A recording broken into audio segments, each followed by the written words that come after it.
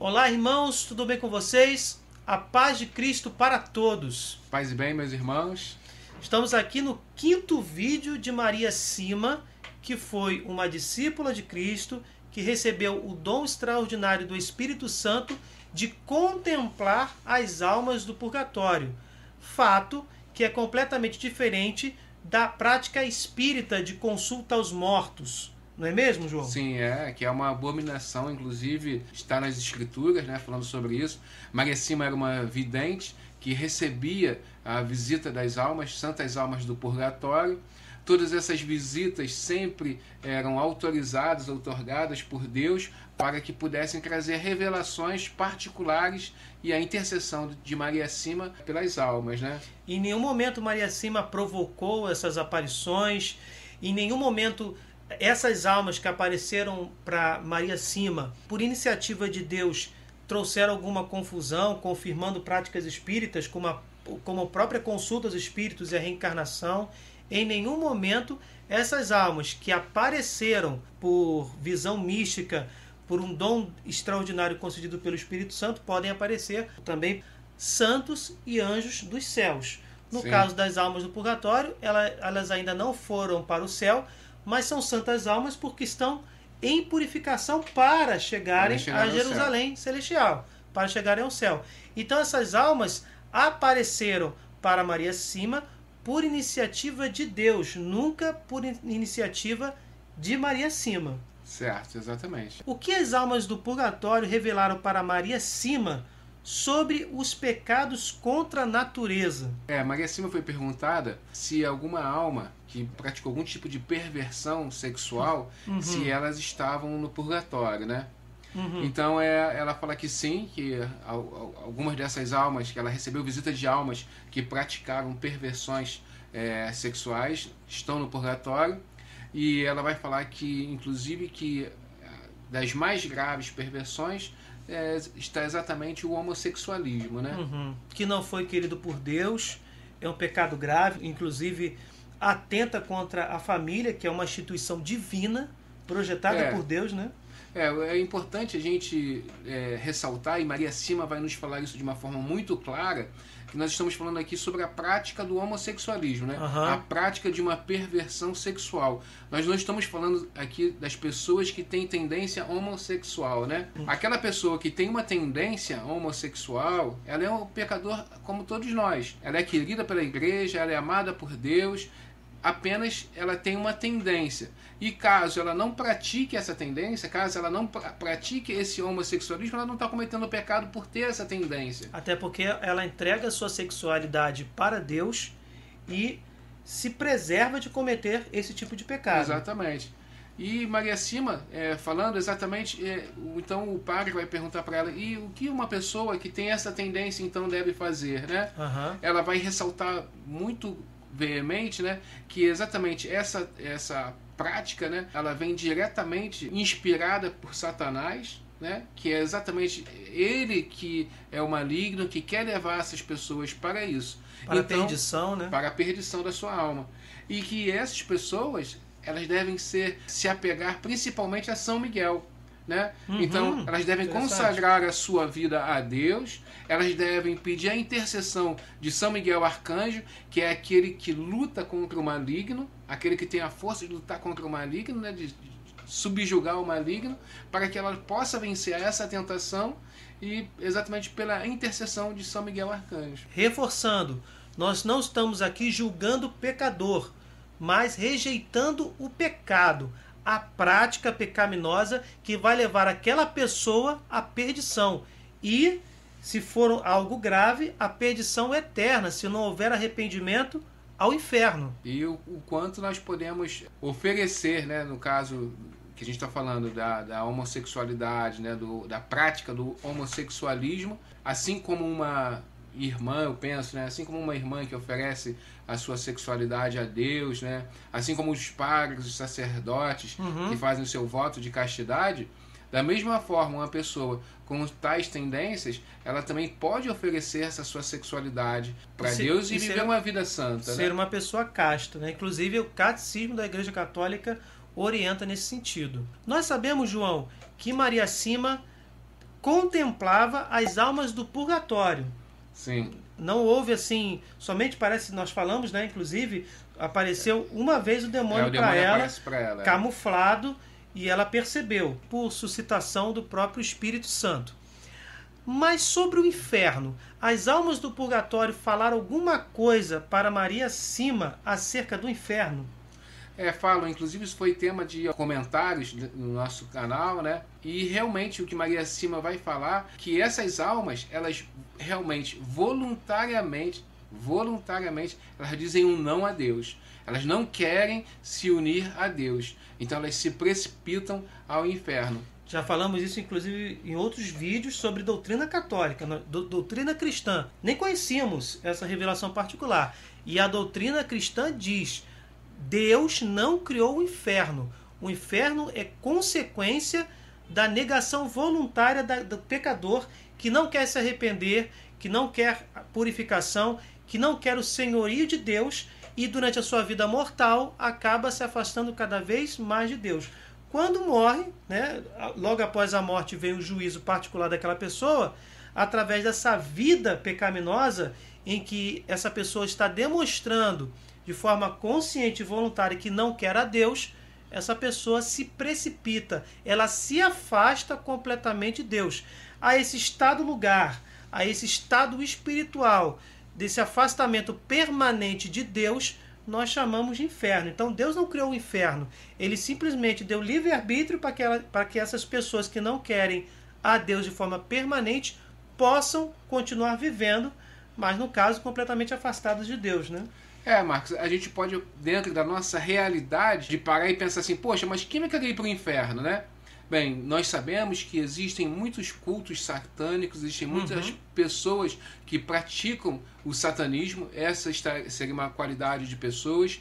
Existem pessoas que vivem no pecado durante toda a sua vida e é interessante a gente perceber que quando nós morremos, a nossa consciência ela vai ser aberta de uma maneira diferente da consciência que nós realmente temos, né? Ela será iluminada, ela vai ser iluminada, ela vai ser pelo Espírito plena, Santo. ela vai ser perfeita. Com essa consciência, a própria pessoa, ela vendo a sua vida, ela voluntariamente, ela escolhe se afastar de Deus. Ela não quer viver com Deus.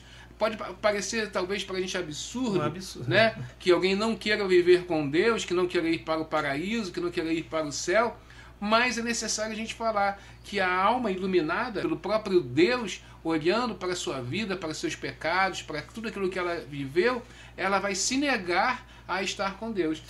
E o que é o inferno, né? Propriamente, esse estado inferno, estado lugar, que é o inferno, né?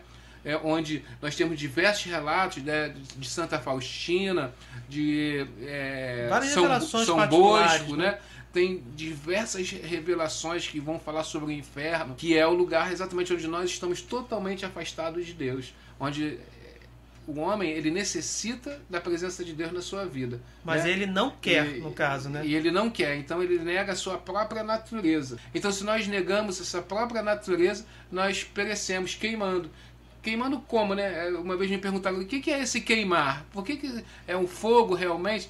Olha, gente, para que a gente isso possa nem é necessário, né, saber. O que importa é que é um fogo que queima tanto quanto fogo físico. Isso não é determinante, nós mas podemos é ter, terrível, assim, né? Para a gente ter um exemplo assim, né, de que seria isso. É lógico que qualquer exemplo que a gente vai dar aqui é muito pouco para descrever, mas muito pobre, apenas né? para exemplificar, para que a gente possa fazer uma analogia. Quem de nós, Marcos, já não passou por um momento de grande ansiedade ou por um momento de grande tristeza profunda, de angústia, e aquilo fica corroendo a pessoa por dentro e ela não consegue, ela pode estar indo no lugar que ela quiser estar, onde ela estiver, aquela angústia vai estar consumindo ela por dentro, né? Então, assim, a grosso modo, né, fazendo uma analogia bem discrepante, nós podemos falar assim, é mais ou menos isso, né? É aquela angústia que o homem não pode estar junto do seu Criador, aquele né? vazio. Não quer estar diante do seu Criador, né? Grosseiramente falando, a pessoa precisa estar com Deus, o ser humano foi criado para entrar em comunhão com Deus, mas por causa do seu livre-arbítrio, ela não deseja entrar em comunhão com Deus. Esse afastamento, que é provocado pelo livre-arbítrio do ser humano, esse afastamento de Deus para sempre é que provoca a dor do inferno. Por quê? Porque o homem foi feito para estar sempre em comunhão com Deus. Quando o ser humano diz um sonoro não, um não total, e se afasta de Deus voluntariamente, repito, esta pessoa não quer a Deus, mas sente sua falta, porque o ser humano, como acabei de falar, foi feito para Deus. Este afastamento é que, para sempre, esse afastamento permanente, é que provoca a dor do inferno. Até porque esse não, depois da nossa morte, quando nós temos a consciência plena e perfeita, ele é definitivo. Não é agora, por exemplo, o não dito agora, talvez a nossa consciência seja limitada. Então esse não talvez não seja definitivo, mas o não iluminado, com a nossa consciência plena, ele é sem retorno. E no juízo particular, a pessoa já está com a sua vida mortal, né? Sua vida aqui na Terra repleta de pecados mortais, não confessados, não arrependidos, ela demonstra exatamente aquilo que ela deseja no juízo particular, que é o quê? O completo afastamento de Deus. Exatamente. E fato esse que faz o quê? Negar sua própria natureza, né? Isso provoca o inferno, essa dor permanente de afastamento da divindade. É isso aí. Vamos então concluir esse vídeo com 2 testemunhos de almas purgantes, testemunhos dados a Maria Sima. Qual é o primeiro? Sim, vamos lá. Um dia encontrava-me em um trem. No meu compartimento havia um homem que não parava de falar mal da igreja, de falar contra os sacerdotes e contra Deus. Não parava de falar mal, e eu lhe disse: escuta-me, você não tem o direito de falar tudo isso. Não é bom. Chegando na minha estação, desci do trem, e no meu coração eu disse: ó meu Deus, que esta alma não se perca. Alguns anos depois, a alma deste homem veio visitar-me e me contou haver estar perto de condenar-se ao inferno e de ter sido salvo simplesmente por causa daquela oração que eu havia feito naquele momento. Sim, é extraordinário ver como simplesmente um só pensamento, um sentimento do coração, uma simples oração por alguém pode impedir que esta alma vá para o inferno. E o inferno é isto, é dizer não a Deus. Porém, a nossa oração pode suscitar um ato de humildade, por menor que seja, e isto evita o inferno. Veja que coisa fabulosa, como a misericórdia de Deus é infinita. Essa pessoa que estava no trem, esse homem, blasfemava contra Deus. Imagina o que ele fez, né, produzindo essas blasfêmias enquanto viajava de trem, em outras oportunidades. E graças à intercessão de uma pessoa, de uma discípula de Cristo, essa pessoa não foi para o inferno.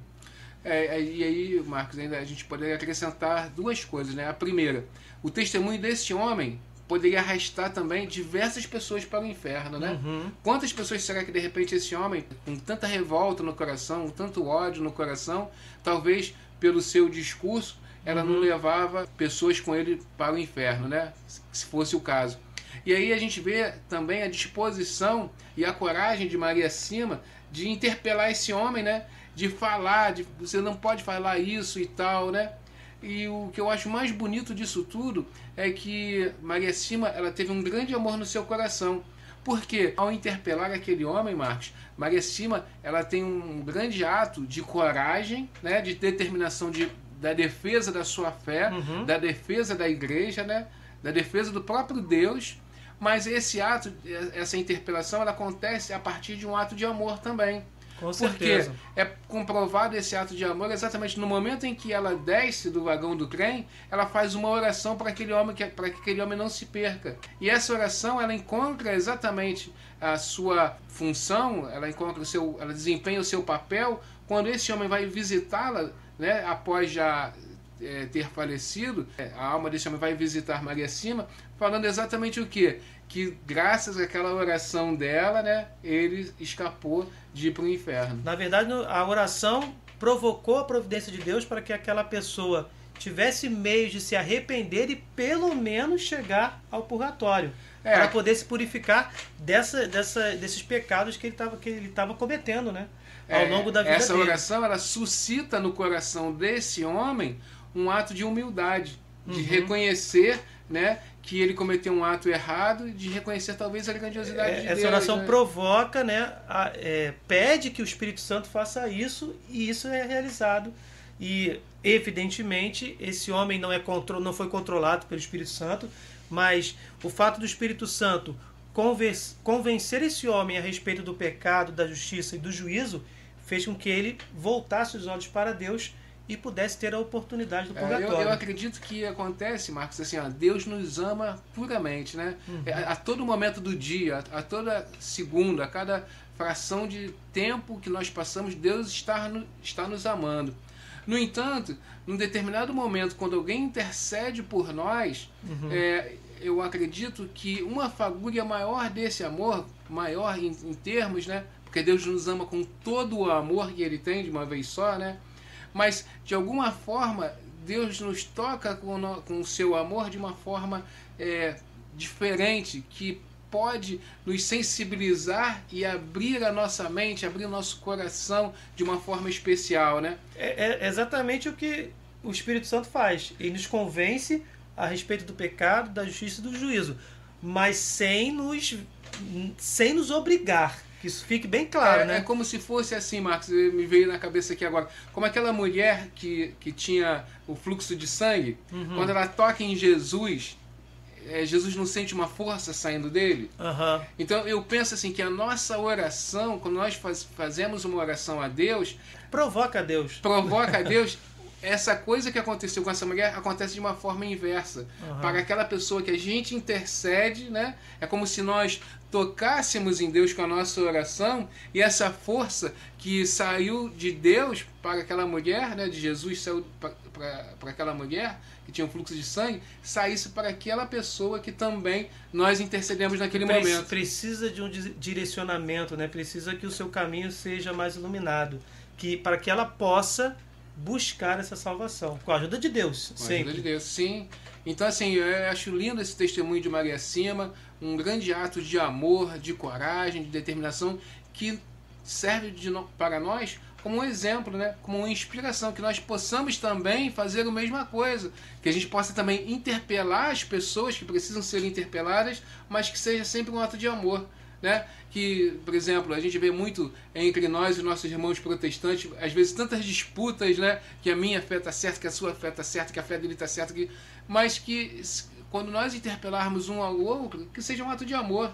Porque se nosso Deus é o mesmo, se o nosso Deus é o Deus de Abraão, de Isaac, de Jacó, então que a nossa fé ela possa nos unir, que ela possa ser sempre um ato de amor, né? Que a gente possa sempre orar por todos. E esse testemunho, ele confirma o poder da oração, o poder da intercessão e também a infinita misericórdia de Deus. Uma alma me contou, não havendo observado a lei de trânsito, morreu de repente em um acidente em Viena. Perguntei, estava pronta para entrar na eternidade? Não estava pronta. E acrescentou, mas Deus dá àqueles que não pecam contra ele com insolência e presunção 2 ou 3 minutos para arrepender-se, e só aqueles que dizem não é que se condenam. A alma prosseguiu seu comentário interessante e instrutivo. Quando uma pessoa morre em um acidente, as pessoas dizem, era chegada a sua hora. Isso é falso. Isso pode-se dizer quando uma pessoa morre sem ser por sua culpa, mas segundo os desígnios de Deus. Eu poderia ter vivido ainda 30 anos.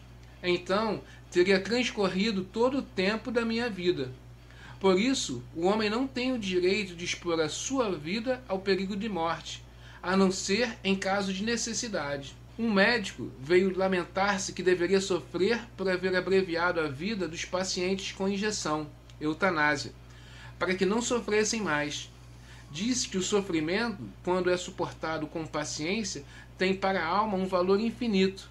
Sim, tem o dever de aliviar os grandes sofrimentos, mas não tem o direito de abreviar a vida com meios químicos. Uma outra vez veio uma mulher e confessou-me, eu tive que sofrer 30 anos de purgatório porque não deixei minha filha entrar para o convento. Interessante nesses testemunhos, a gente percebe que as mortes provocadas por acidente, elas não estão no plano de Deus e acabam abreviando a vida dessas pessoas e atrapalhando o processo de salvação delas, né?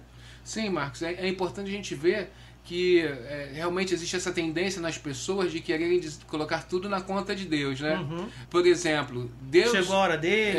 Ele pode mudar, ele pode fazer qualquer coisa, ele é Deus, ele é o Todo-Poderoso. Uhum. Mas ele não pode mudar, por exemplo, a lei da gravidade. Se uma pessoa pula do edifício, ela vai cair. Se cair alguma coisa, uma faca, uma pedra, um vaso de planta, cair de um edifício e cair na cabeça de uma pessoa, muito provavelmente vai morrer, né? Pode ser que alguma coisa lhe impeça, o anjo da guarda, mas o normal, dentro da lei da física, é que aconteça um desastre. Em alguns momentos acontece um milagre, mas a gente não pode ficar tentando a Deus, né? Sim, e nós não podemos colocar isso como se fosse vontade de Deus, né? Uhum. Deus não quer que ninguém morra por um acidente. Sim. Uma pessoa pega um carro como um louco, se embriaga e sai e mata alguém. Isso não pode ser vontade de Deus, né?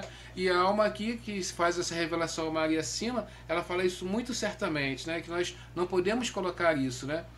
Como vontade de Deus.